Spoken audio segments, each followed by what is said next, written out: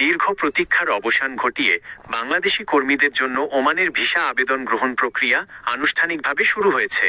Oman কৃষি সংস্থার Oman agricultural association -ওএএ অনুমোদিত কর্মসূচি এবং ওমানের শ্রম মন্ত্রণালয় ও রয়্যাল ওমান পুলিশের নির্দেশনার অধীনে এই আবেদন প্রক্রিয়া শুরু করা হয়েছে।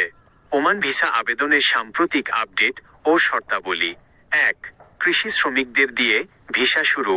প্রথম ধাপে বাংলাদেশি কৃষি শ্রমিক নেওয়ার জন্য আবেদন জমা নেওয়া হচ্ছে। ওমানের নিবন্ধিত খামার মালিকরা নির্ধারিত সময়সীমার মধ্যে তাদের খামারের জন্য বাংলাদেশি শ্রমিকদের ভিসা সংগ্রহ ও আবেদনের সুযোগ পাচ্ছেন। ২.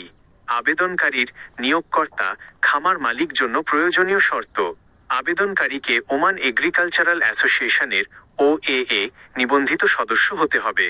সদস্যপদ ফি 25 ওমানি রিয়াল, কৃষি হোল্ডিং সনদ, জাতীয় পরিচয়পত্র এবং ওমান শ্রম মন্ত্রণালয়ের বৈধ ওয়ার্ক পারমিট জমা দেওয়া বাধ্যতামূলক।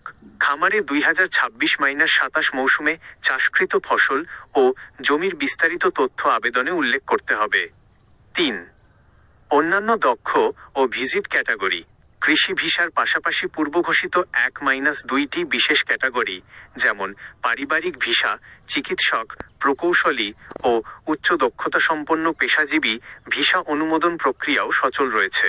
সাধারণ ওয়ার্ক পারমিট বা অন্যান্য খাতের ভিসাগুলো ধাপে ধাপে উন্মুক্ত করার কাজ চলছে। আবেদনকারীদের জন্য জরুরি সতর্কতা। ১. জরিমানা বা অবৈধ লেনদেন এড়িয়ে চলুন।